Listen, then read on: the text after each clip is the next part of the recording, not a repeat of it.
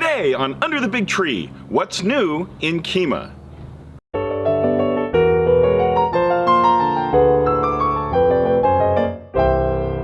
So the theme of this conference had started me thinking a lot about states. And then that was kind of influenced when I saw that Robert Afonso was working on the cryptographic states. And also by discussions that we had at the Kyma summer camp, which is basically the kind of joking name that we gave to an informal meeting every Friday where over the summer that I got together with Alan Wu and Kenneth Livingood and Stephen Taylor and Kurt Hebel, and we just talked about life, Kyma, and the universe.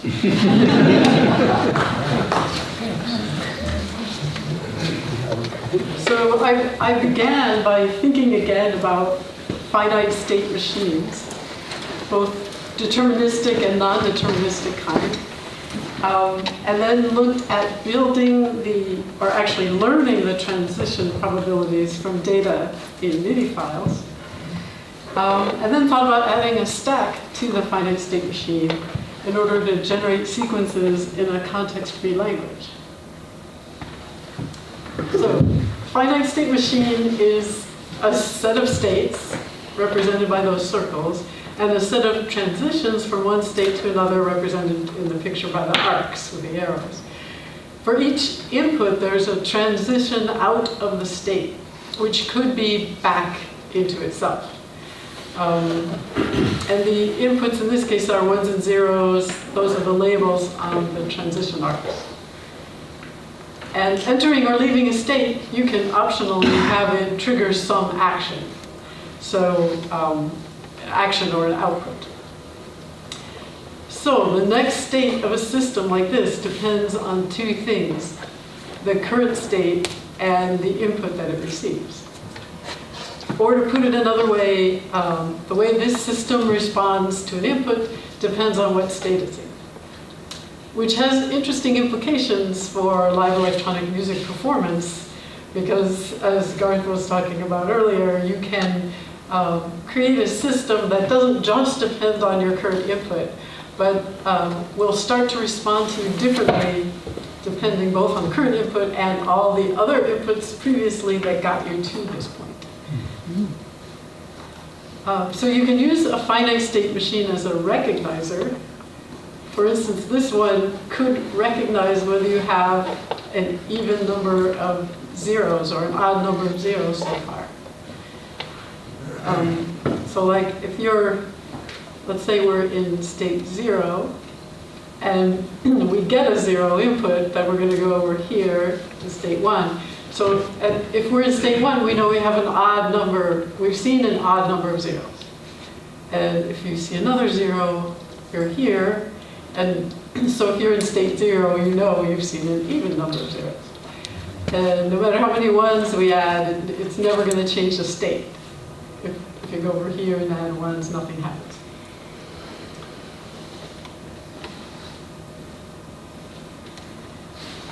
But more interestingly, probably for us, is that you could use a finite state machine as a sequence generator. For example, you could trigger a tone at one pitch when you enter S0 and a different pitch whenever you enter S1, and then you'll end up with a sequence of tones. And in a way, it would give you a simple sonification of the evenness or oddness of the number of zeros in the input so far. If there's more than one arc coming out of a state, and they both are labeled with the same input, then it becomes non-deterministic, because you have more than one choice of how to move to the next state. So yeah, like if you were in S0, you would have two choices. You could either stay in S0 when you got a 1 input, you could stay in S0, or you could go to now S1.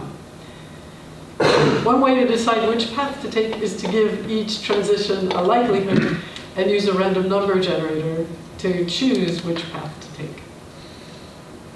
If you get rid of the input altogether and decide which transition to take according to a random number generator, you can create this kind of endless self-running pattern generator, which otherwise known as a generative Markov chain. A Markov chain is defined as a stochastic model describing a sequence of possible events in which the probability of each event depends only on the state attained in the previous event. So in all of these flavors of state machines, the essential element is this. The value of the next state depends on the value of the current state. So how could we implement this core idea using Capitalk? In the recognizer machine, what happens when you get the input 0? It totally depends on what state you're in. So if you're in state 0 and you receive input 0, you're going to transition to state 1. That's this transition table. If you're in state 1 and you receive an input 0, you're going to transition back to state 0. What happens if the input was a 1? If you're in state 0 and the input's 1, you stay in state 0. And if you're in state 1 and the input's 1, you stay in state 1. So you're getting getting an input of 1 really just means stay in the same state. Okay, so if we're in state 0 and we want to compute the next state in Capitalk, we could test for 0. So you're testing for exclamation point 0. If it's true, the next state is 1. Otherwise, you were testing for 1. And whether or not 1 is true, we stay in the same state. Okay, for state 1, we could test for 0. If it's true, the next state is 0. And otherwise, test for 1. And if the input is 1, then we stay in state 0. Stay in state 1. Did I say 0? Okay. Stay 0. Okay. Since an input of 1 never changes the state, we could actually simplify this to this. Because you could say in state 0, you get an input 0, go to state 1, else stay in state 0. And if in state 1, input is 0, go to state 0, else just stay in state 1. Okay, so we'll switch.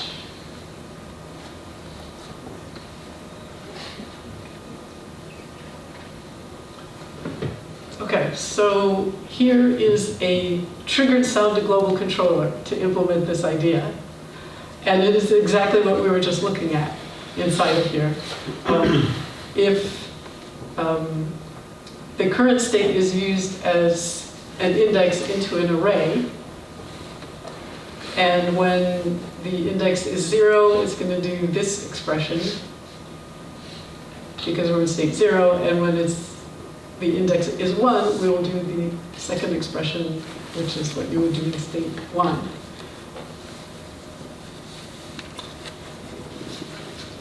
So I'll try to input some zeros. We're currently in state 0. I'm going to input a 0.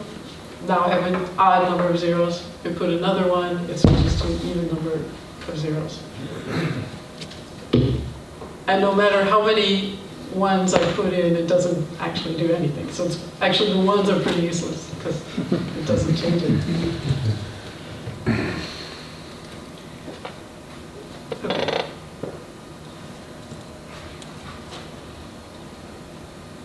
And the way that the image is changing is because I have an image display, and it is also being selected by the state. That's how I was making the image of the state machine change. Okay, so we could now have an action whenever you enter a state.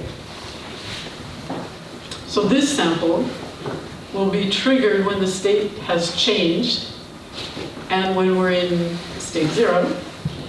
And this one is triggered when the state has changed and the state is 1.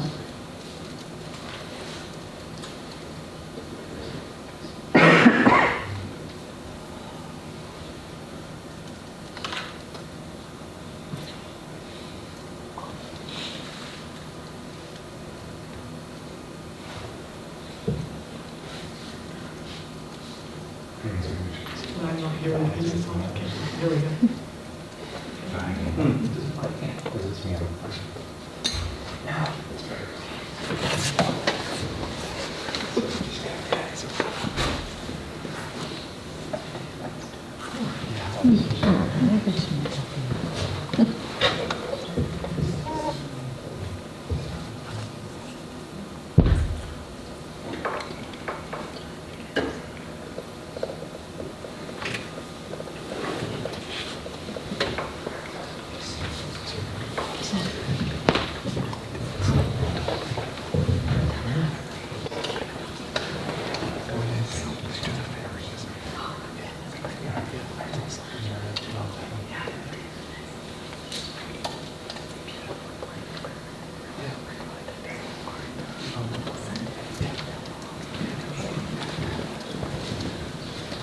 Odd, even,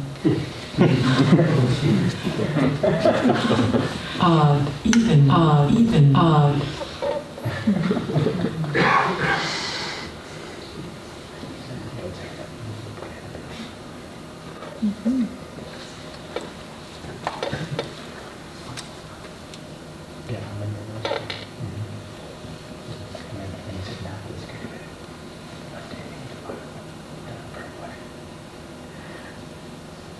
Okay, so then as a next step, let's generate the transitions probabilistically. So this is that tricky thing of using the triggered sound global controller to generate the next state based on the current state. But in this case, a zero input is being simulated, so the zero input is whenever this random number is positive. But otherwise it's the same. Otherwise it's going to behave the same. Odd, even, odd, even, odd, even.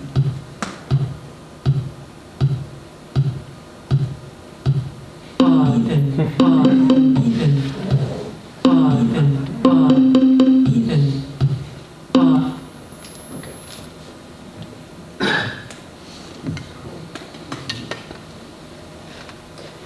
So instead of making all of those transitions equally likely, it might be more interesting to use some loaded dice to make the transitions. And there are some new Capitalk messages for doing that. Next random index from distribution will return a randomly selected index depending on the likelihood of at that index in the array argument. So for example, let's say your distribution is an array that has two likelihoods in it, in this example. So at the zeroth input, zeroth index, the likelihood is 0.3, and at the first index, the likelihood is 0.7. So each time you trigger that expression, you'll have a 30% chance of getting a 0, 70% chance of getting a 1. So you can think of next random index from distribution as a way to create an n-sided weighted die, where some sides are more likely to come up than others. For example, if you gave an array, this array that has 3 entries, a quarter, and a half, every time you trigger it, you have a 1 in 4 chance of getting the 0, 1 in 4 chance of getting the 1, and a 50% chance of getting the 2. And in this example, it's not that probabilistic at all because you gave the likelihoods of both 0 and 2 0 likelihood. So every time you trigger it, you would get 1 as the output. And the likelihoods don't have to all add up to 1. Kyma will normalize that array, so you can put in just relative numbers. And the likelihoods in the array can be event values, so that you can be adjusting the likelihoods of the transitions while it's playing. Because next random index from distribution returns an index, it's very handy to use it to index into another array. So in this expression, you're picking a random index, with those likelihoods, but you're going to be picking one of 3 fader values. And so to find the full documentation and examples of the new messages, you can use Control-H to open the Capitalk reference and search for random index from.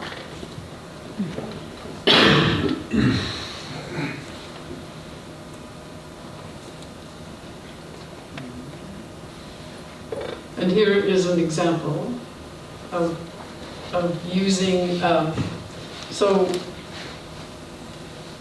here we're computing next index, and every time you gate this expression, you're going to select an index based on the probabilities that you're setting from fader values P0, P1, P2, P3. That's a shortcut for making faders. The probabilities are these P values down here, the likelihoods. And I've set the first 2 to 1 and the rest of them to 0, so it's an extremely boring thing. But if I start to raise the probability of one of these,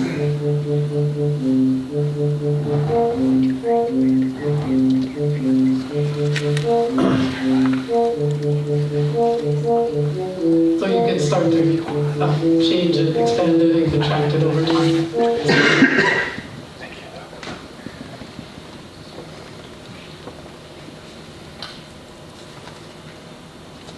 Another argument, another variant of the expression has a jitter control on it, and that will deviate from your set probabilities. So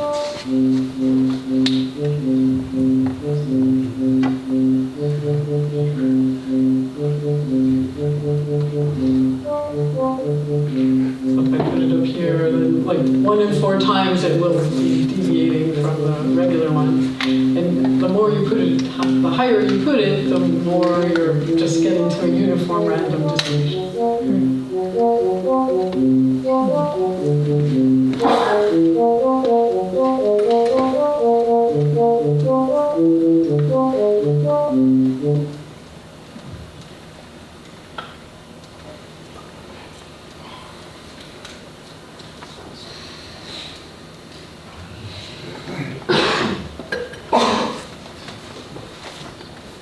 And there's another variation where you can give it 2 or more different sets of likelihoods, 2 or more different distributions, and then select among them while you're playing. So this example has one distribution set by the P faders and the different distribution set by the Q faders. And you select which one using this index fader. Okay, so it's using this lower one, and then I'll switch. So it's picking just from the end.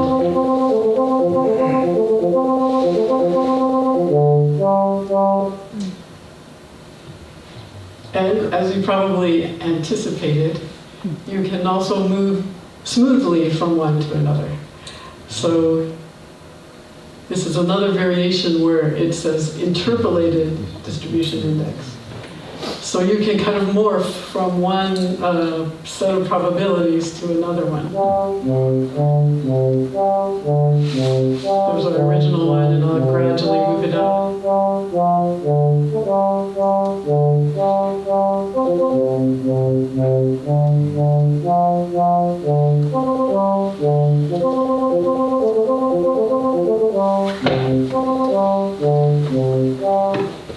So you could imagine doing that slowly over the course of time, or with a controller, with a physical controller.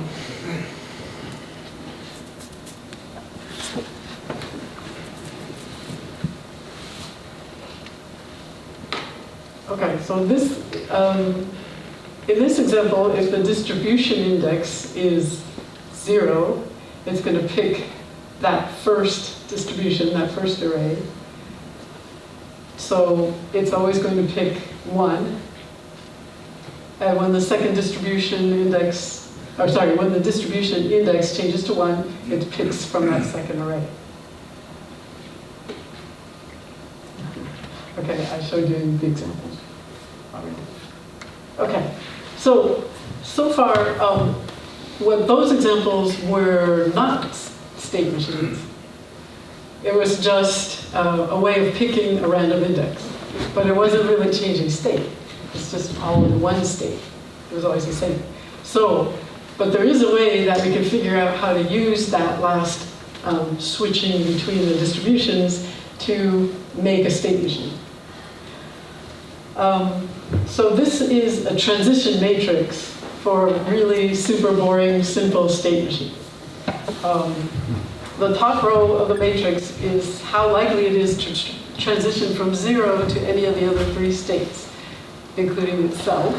And it looks like it's 100% likely that you're going to go to S1 from S0. And then the next row is all the likelihoods of transitioning out of state 1, and it looks like it's 100% likely to go to S2. And finally, the bottom row is when you're in state 2, where can you go, and it's 100% likely to loop back to state 2. And yeah, so that's just a picture of it, and also the transition matrix. But we could use next random index from distributions to implement that transition matrix. But with adjustable likelihoods instead of with the boring, always the same. So each line in the array corresponds to one row of that transition matrix.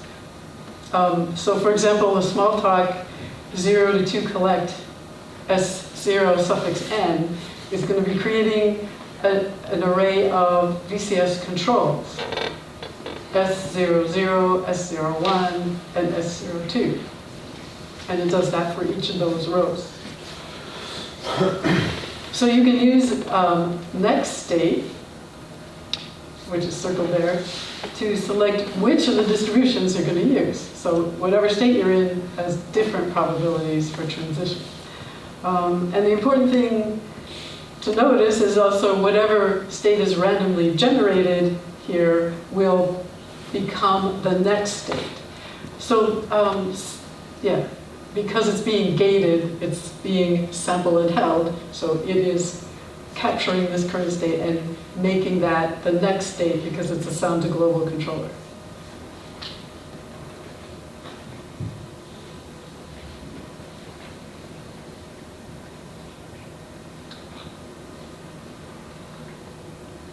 And so here's an example of that. Here's the next state, and it's exactly the same expression. And initially, it's doing the boring thing where it's completely deterministic. But we could change the probabilities to make it a little bit likelihood that you get repeated notes, repeated states.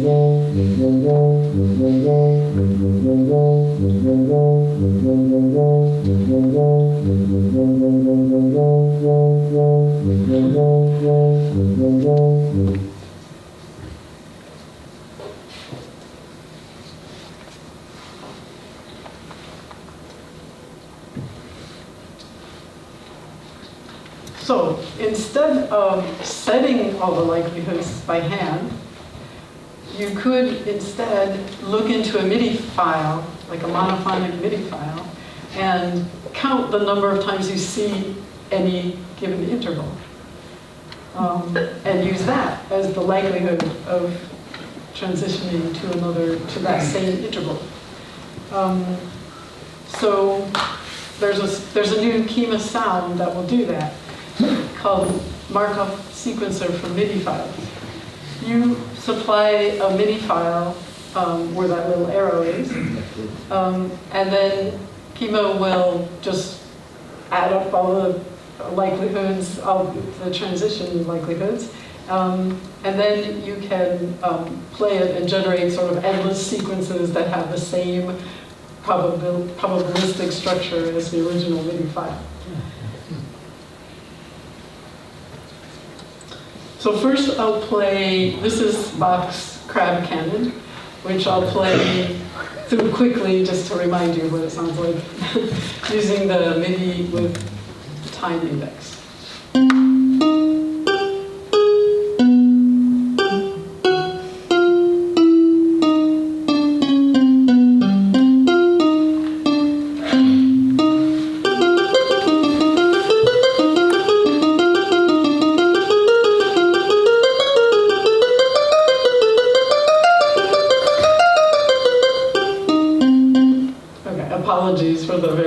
musical rendering. And then this is the Markov sequencer on the same thing.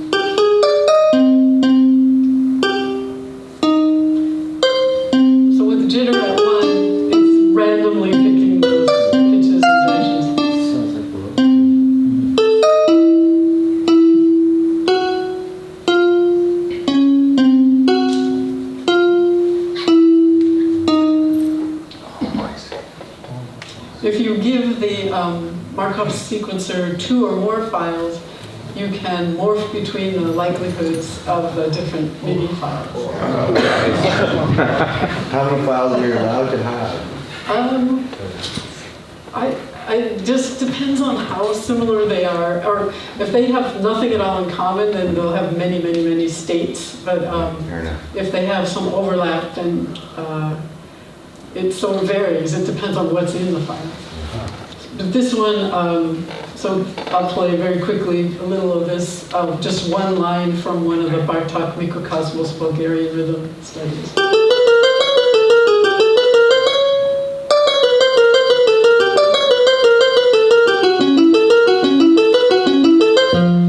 Just to remind you of it. And then this is morphing from Bartók to Bach.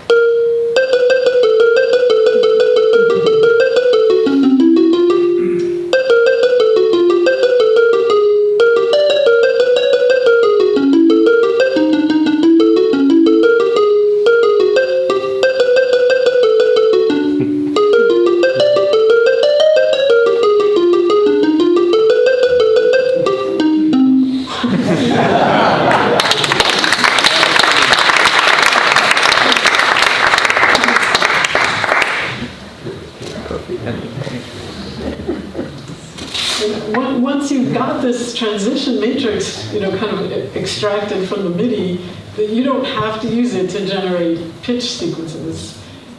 You can use that structure and just use it to make structured control signals for other kinds of sounds.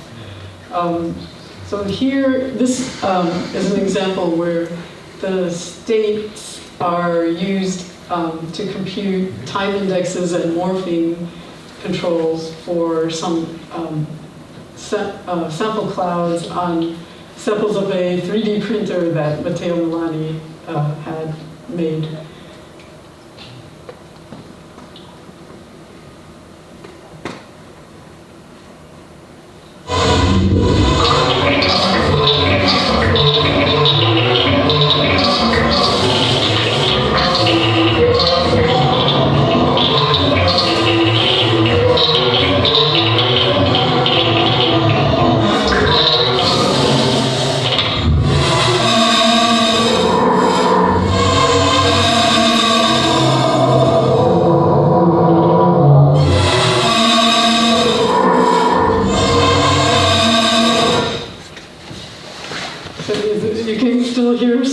From it, but just applied onto something else. And this is a different idea. This is taking the states of this Markov chain and using it as the time index into the MIDI file with time index. So it is using the Bach transitions to control where it is in time in Bartók Mikrokosmos 150.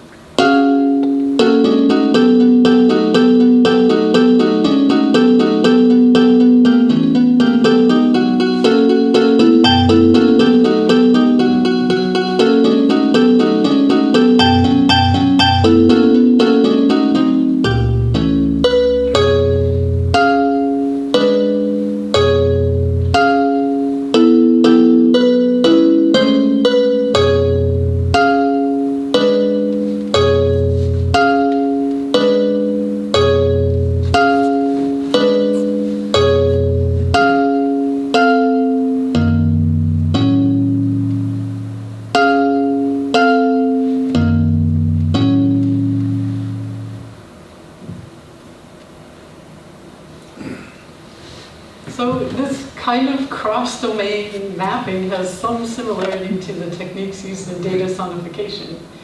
But instead, like in data sonification, you're mapping data from a scientific experiment to sound to try to better understand a process that generated that data in the first place.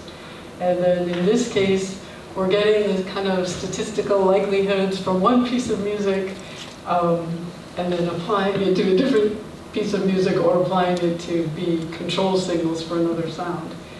But I think I'm pretty excited about using this kind of a cross-domain mapping as a tool for discovering new kinds of time-varying structures for electronic music. So what if we wanted to design a state machine that could generate palindromes? So palindromes, same forward and backward, sequences are the same forward and backward. So if we look at some example palindromes just with letters, the single letters A, B, or C by itself, those are degenerate palindromes, right? Because it is the same forward and backward. But in the next line, A, C, A, that's a palindrome. B, A, C, A, B, A, B, A, C, A, B, A is also a palindrome. And from those examples, you can kind of see a pattern to it, or maybe a recipe that you could use to generate palindromes. So you could say in 2 steps, start with a palindrome, take a palindrome, and then put the same letter in front of it and the same letter at the end of it, and just repeat indefinitely. So if we call the palindrome P, then P could be a single letter, A, B, or C. Or P could be followed by an A. P could be an A followed by a palindrome P and then another A. Or P could be a B followed by a palindrome followed by another B, etc. So turning those first 2 rules into a state machine would be easy. Because if you start with P, you could go to state A and stop. Or go to state B and stop. Or state C and stop. So the capital letter P is called a variable, and the lowercase a, B, and C are called terminals just because they always end up in the terminal state at the end. So although the first 3 rules give us single letter palindromes, which is not very interesting. Actually, not at all. So the next 3 rules are where things would start to get interesting. So we could try an example. The first rule is play an A, then play a palindrome, and then play another A at the end. So we play an A, then we have to go and make another palindrome. But we have to remember that we had started with an A. So I put the A at the bottom in some memory at the bottom. The next rule says play a B, then play another palindrome. Okay, so same problem. We play the B and then go and make a palindrome, and then I wanted to remember that B, so I push the A out of the way and put the B to remember it on the stack. And the next rule, play a C, then make a palindrome and another C, so I push the C on the stack and go and apply the next rule. And this time it's getting tedious, so we just apply a simple rule. So just rewrite to A. And that's it. So now A is terminal, and there are no more rules to apply. But we didn't make a palindrome yet. And the reason is now we have to add all those letters that we had been putting off by saving them on the stack. So first pop the C off the stack and add it to the end. Then the B, pop it off the stack, add it to the end, and finally you pop the A off the stack, add it to the end, and we have a palindrome. So now we can hear what that would sound like.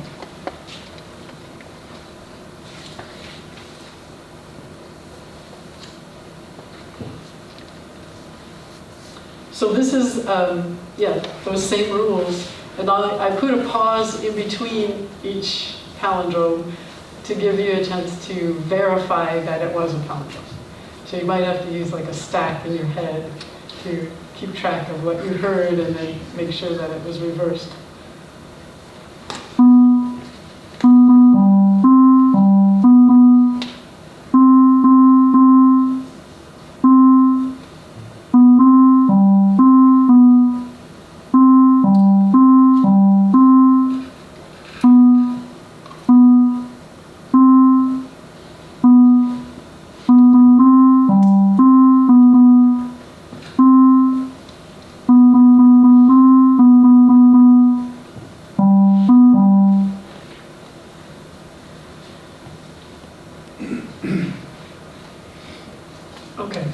So recursive rules like the ones that we just worked out for making palindromes are production rules for something called a context-free grammar.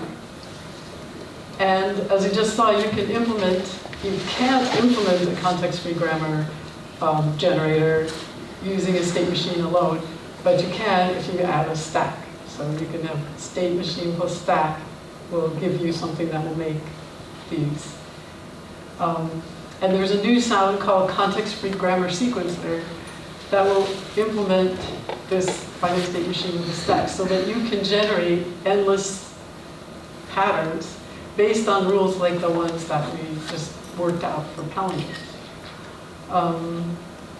So for example, to generate the palindromic sequences, you would put in the rules, like a circle there, in the parameter field called production rules. And you can also map each terminal to a different duration in the duration values field. And you can use the generated values field to map the terminal symbols or the terminal numbers or, terminal symbols or the number of the terminal to any control signal for your input sound. So the production rules are selected and applied at random, but you can give each rule a different likelihood by putting a weighting in curly braces right after it. And if you don't specify a likelihood, then its default value is 1. So in this case, that BPB rule is 10 times more likely to be applied than the others.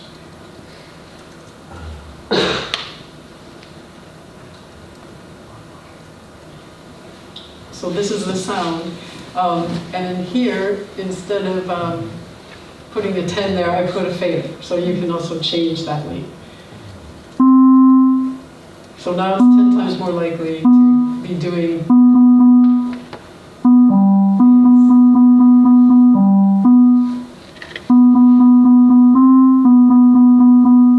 if I reduce it down, then they're all equally likely to get applied.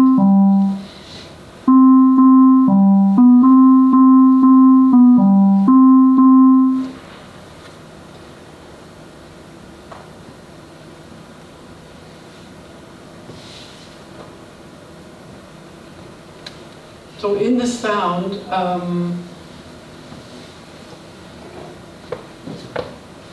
if you say individual gates prefix, you can have each terminal have a unique gate so that you could trigger different sounds depending on which terminal you ended up in, like the A, B, or C. And this is just with sound effects.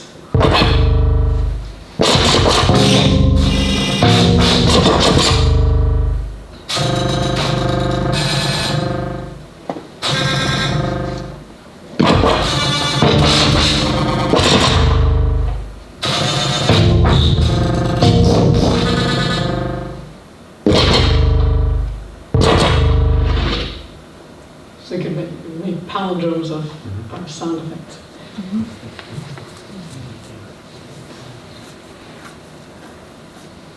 This is also a palindrome generator, but there are more terminals, so just more production rules.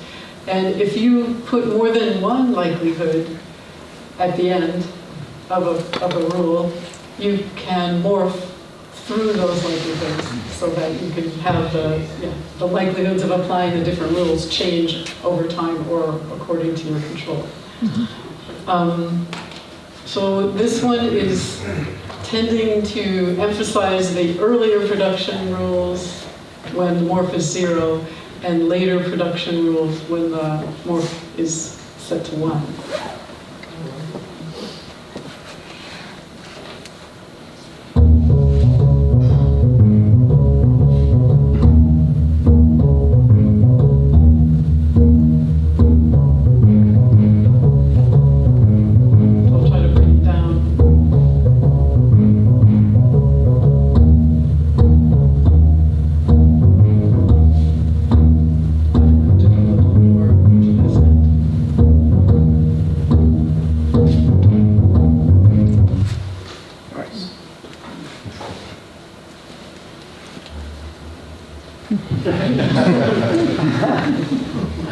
And you can also nest context-free grammars inside of each other.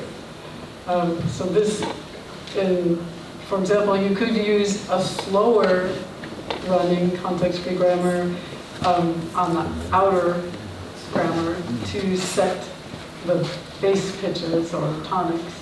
And then the inner one that's running faster could set sequences of intervals that were deviations from that tonic.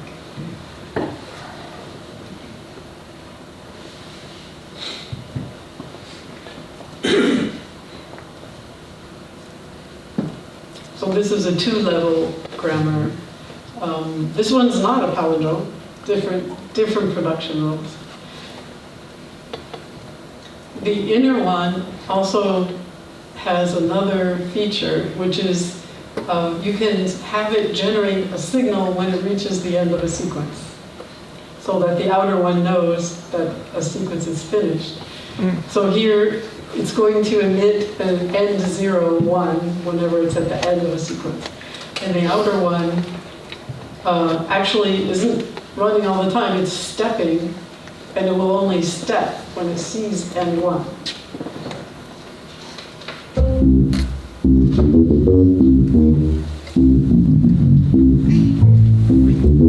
So this is a slower one, and you see end what causes it to change.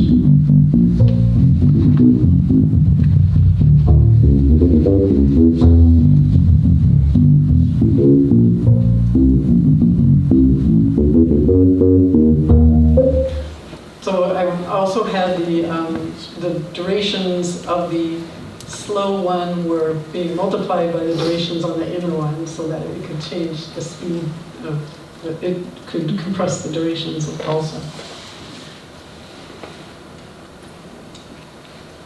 And of course, it doesn't have to be notes all the time. It's just easy to demonstrate with that. But this is another different 2-level palindrome that's controlling sample clouds.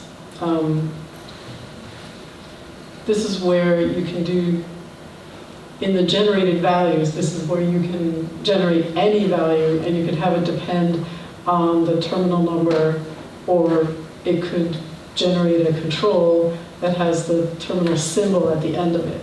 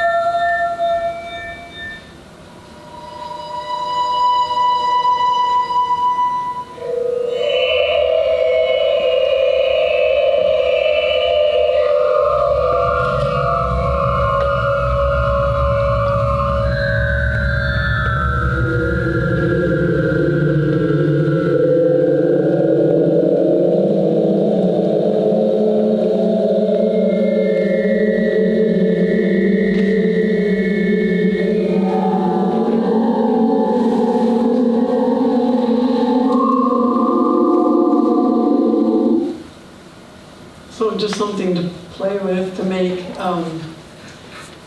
structures that are not random, but that have a little bit of non-determinism.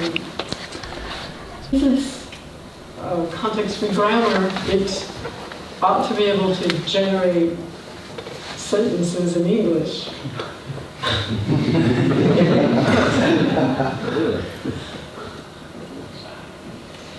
So here's an example of a different set of production rules.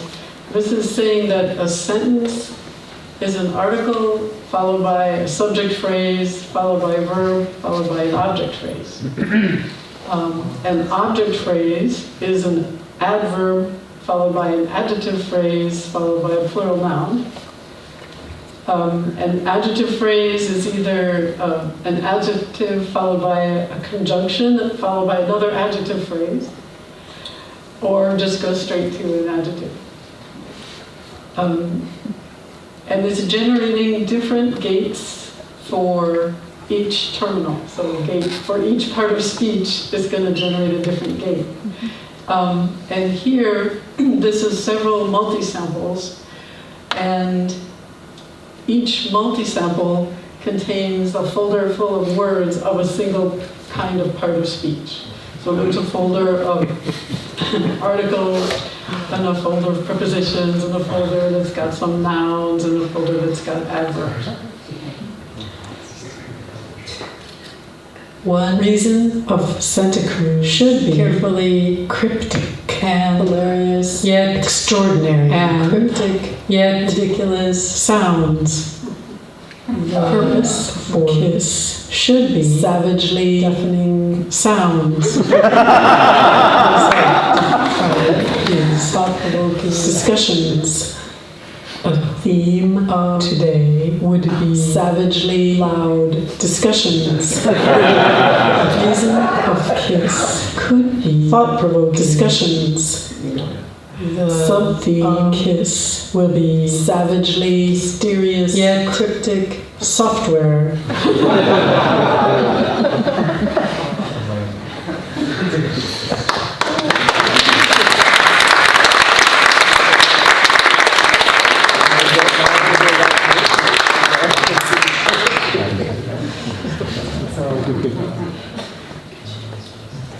And finally, replaced those folders full of words and put folders full of samples, and then used the English grammar to generate sequences or sentences that are just sound effects. And so this one also has a generated signal at the end that will reset this, the gate. So it will only do one sentence at a time. You can just press start. So you could use this for making sort of sequences of sound effects that have some structure to them, and they're a little bit similar, but they're not going to be the same. They just have some similarity.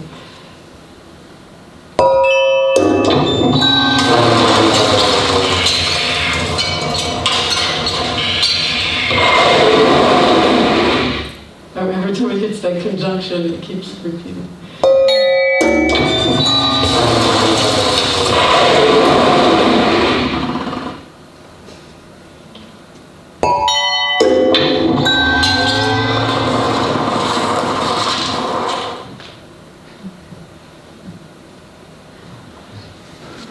So when you use the context-free grammar sequencer, you can define a formal language and then generate infinite numbers of sequences and sentences in that language using this sequencer.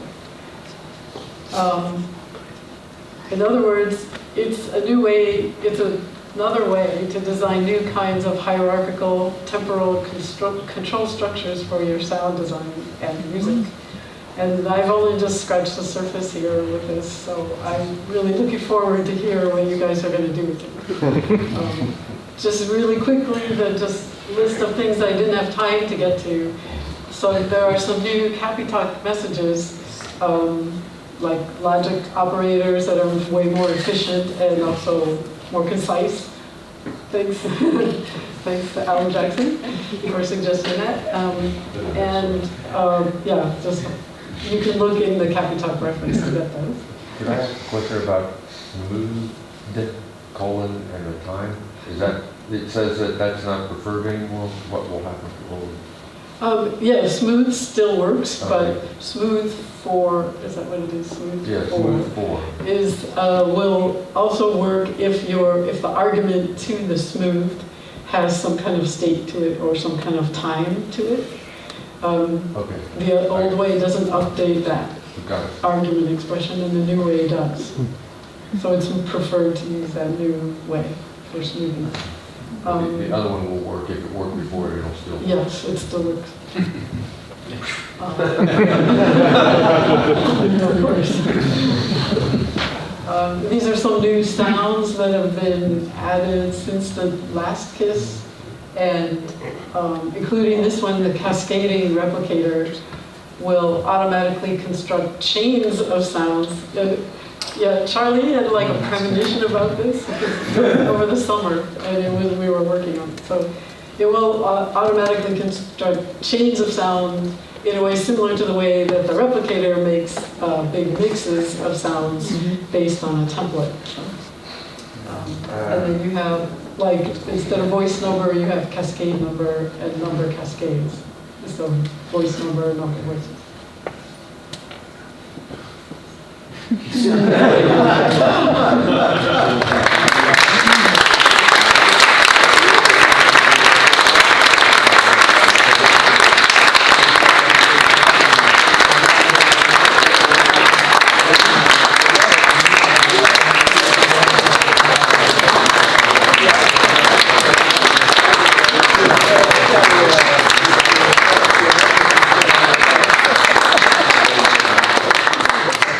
So that's it for this episode of Under the Big Tree.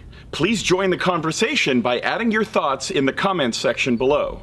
As always, if you like what we're doing here on Under the Big Tree, please feel free to like, share, and subscribe. For now, from the Kyma International Sound Symposium, this is Nick, signing off.